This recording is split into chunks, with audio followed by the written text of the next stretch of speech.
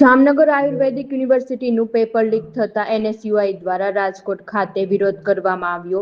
NSUI દ્વારા કોટેચા ચોક ખાતે વિરોધ પ્રદર્શન કરવામાં આવ્યું। પેપર લીક બંધ કરો, ગુજરાત સરકાર લીક છે ત્યારે પેપર લીક છે ના નારા લગાવ્યા।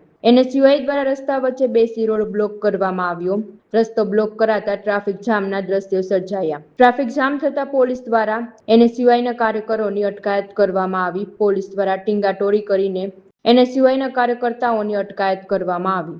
પેપર લીકના પડઘા શાંત નથી પડ્યા। ત્યાં ગુજરાતમાં જામનગરમાં આવેલા આયુર્વેદ યુનિવર્સિટીમાં બીએમએસનું વર્ષ 3નું પેપર જે 20 જુલાઈએ લેવાનું હતું એના આગલા દિવસે જ જે 12 પ્રશ્નો હતા પેપરમાંથી એમાં 11 પ્રશ્નો સોશિયલ મીડિયામાં ફરી રહ્યા હતા।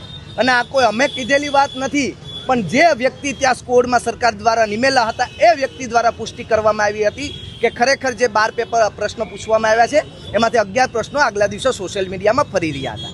ગુજરાતમાં કે આ દેશમાં કોઈ પેપર લીકની પહેલી ઘટના નથી। ગુજરાતમાં જોવા જાય યુનિવર્સિટીથી લઈ સરકારી ભરતીઓ સુધી આ 30 વખત પેપર લીક થયા છે અને કોઈને પણ સજા કરવામાં નથી આવી।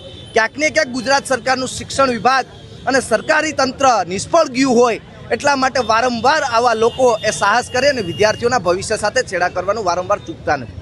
ત્યારે આજે અમે એનએસયુઆઈ તરીકે માંગ કરીએ છીએ કે જે લોકો આમાં ફસાણા, જે લોકો આમાં સંડોવાયેલા છે એ તમામ ઉપર કડકમાં કડક સજા થાય અને પેપર લીક બંધ થાય એ માંગણી સાથે આજે રોડ ઉપર ઉતરી અને વિરોધ કરવાના છે।